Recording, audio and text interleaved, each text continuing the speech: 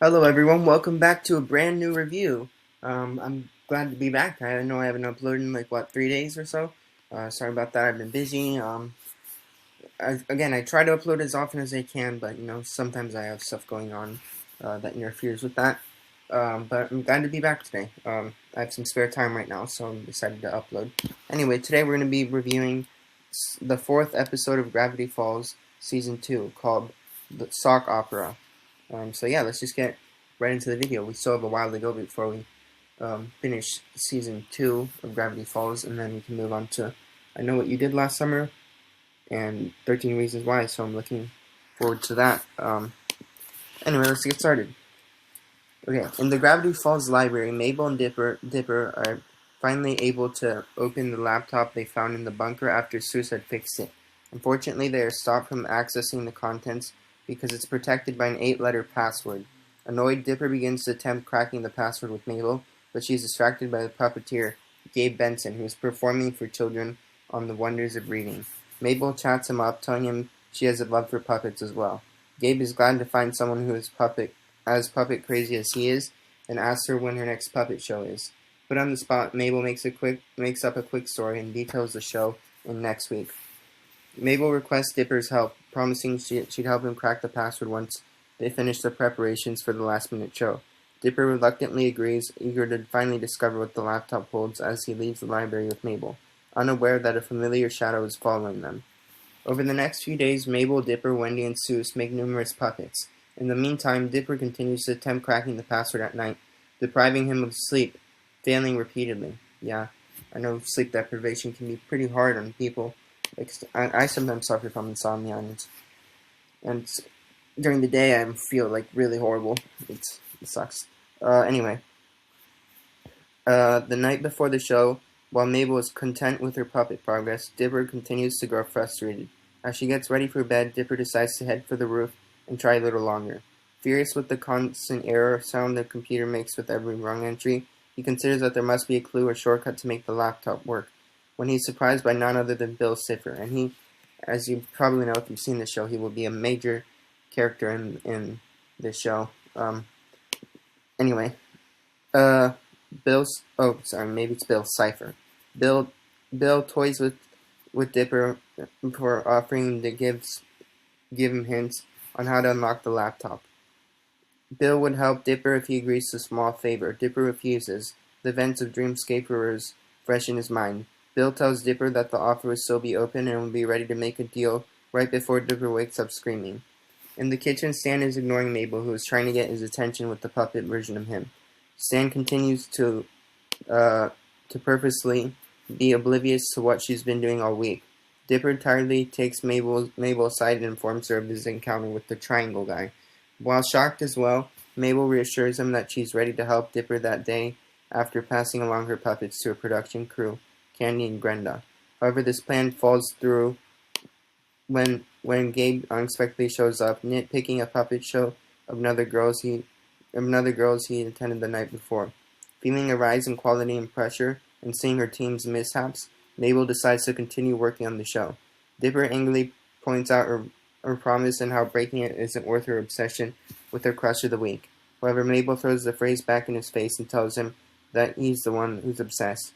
She insists she'll help him after the show, but fed up and disappointed, Dipper heads to the attic to crack the code himself. However, the laptop, having apparently received the incorrect password too many times, prepares to initiate a data wipe in 5 minutes, giving him only one more chance. Just as Dipper flies into a panic, Bill Cipher reappears, giving Dipper an ultimatum: accept the deal or have the laptop's secrets erased forever, and all Bill wants is a puppet. Dipper suspiciously continues to reject the offer, telling Bill that Mabel worked really hard on those puppets. Bill slyly reminds Dipper of all the times he has sacrificed his own wants for Mabel, like preventing Robbie and Wendy from going out so she could have Waddles, or his job at the public pool so she could help Mermando, who has never seemed to return any favors. Moreover, he tells Dipper that he just needs one puppet, of which there is a surplus of anyway. As the laptop continues to count down the seconds, the temptation pushes Dipper over the edge, and he agrees. As they shake hands, closing the deal, Dipper asks Bill which puppet he wanted, Bill mockingly ponders his answer before turning on Dipper and takes possession of his body and kicking Dipper's consciousness out. Dipper, now in a ghost-like form, is shocked as Bill stomps on the laptop, smashing it to pieces. He reveals that Dipper was the puppet he wanted and that Dipper had come way too close to figuring out some major answers and wanted Dipper out of the way. He proclaims that now all he has to do is destroy Journal 3 and Dipper will be unable to stop his big plans. As he experiments with Dipper's body, harming it in several ways, they end up in the kitchen. Bill asks Dipper where the journal is, which Dipper immediately refuses to answer, just as Mabel pops in and reveals that she borrowed the journal to use as a prop for her show. Bill, equipped with his knowledge, follows the gang to the show with Seuss and Wendy, mocking Dipper and gloating that Dipper cannot stop him from executing his plan. Dipper follows them to the show, which has a huge audience. Bill's plans are further aided with Mabel's help as he takes the role of the Reverend in the play, allowing him firsthand access to the journal. Bill learns from Grenda that the journal is being kept in the prop wedding cake, which is suspended above the stage near the catwalk. Dipper attempts to warn Mabel of the imminent danger, but as a ghost, he was invisible to Mabel. He realizes he needs a body to possess to interact with others, and thus possesses a sock puppet of himself.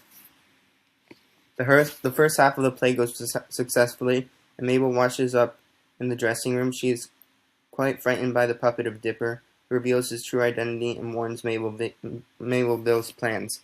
Mabel wants to stop Bill, but she risks losing the success of her show and Gabe's affection.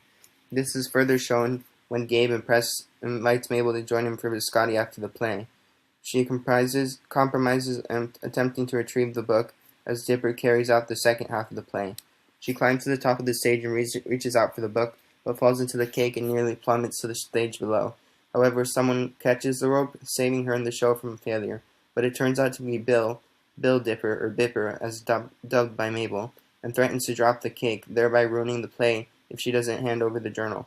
Mabel refuses at first, claiming the book belonged to Dipper, but Bill tries to guilt and cajole her into giving the journal up, pointedly stating that she had no problem taking the journal for herself and ditching Dipper when Dipper needed her. He threatens her again to give up the book or he'll ruin the play. Mabel hesitantly relents, giving him the book. Bill laughingly gloats. Who would sacrifice everything they'd work just for their dumb sibling? Mabel, strengthened by all that Dipper's done for her, yanks the book back, dragging Bill into the cake and onto the stage, interrupting the play. The two fight on the stage, Bill telling Mabel to give up as he's a being of pure energy with no weakness. However, Mabel knows that Bill and Dipper's body possesses the same weaknesses as him and exploits this, first tickling him and then making him aware of the fact that Dipper's body hasn't slept in 24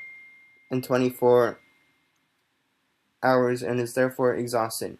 Having become more aware of his human container, Bill also finds himself plagued with itchiness from mosquito bites and out of breath from being forced to chase an energetic Mabel. The sleep-deprived body, now completely unable to move, collapses, forcing Bill out of Dipper's body and allowing Dipper to reclaim it. Bill, now in the body of Dipper's puppet, laughs menacingly and warns them of his bigger plans that would unfold in time, and that Dipper and Mabel won't be able to stop him. Mabel ultimately ends this boasting by lighting the pyrotechnics, destroying all the puppets she had created and silencing Bill. Mabel assumes, and I think she was like, "I'm sorry, Gabe," but not too sorry because she did it anyway. But I guess she had to save her brother and stuff. Mabel assumes that, like most movies, the audience would believe the fight part was part of the play and would find it exceptional. Unfortunately, the audience realizes it's a mess, and it really is. It's the mess it really is, and leaves with boos and hisses of hatred. Heartbroken at Mabel supposedly sullying his art form, Gabe makes out with his hand puppets and leaves. Weird. The twins are left weirded out, and Mabel realizes she had probably dodged a bullet by not becoming more involved with Gabe. Dipper then apologizes for his actions, and he was like, don't speak to me, Mabel," and all that. Dipper then apologizes for his actions, but Mabel ends up apologizing for wasting a week on some dumb guy instead of supporting Dipper as she should have. The two make up and leave, but Dipper is still really injured from the experience. As the credits roll, Mabel has a dream of an actual play starring her and Dipper as sock puppets with Stan and Old Man McGucket as audience members. She wakes up unnerved and turns away the puppet of herself, which is sitting on her bedpost, and goes to sleep. And that was Sock Opera, and just in 10 minutes. I'd give the episode maybe like a 4, or at most a 4.5 out of 5. It was pretty good. Not one of my favorite episodes, but it definitely wasn't bad. Alright, well, I'll see you guys next time for the next episode, which is called, just a second, Seuss and the Real Girl. Oh, I really like that one. I'm excited for that one. See you guys next time. Bye.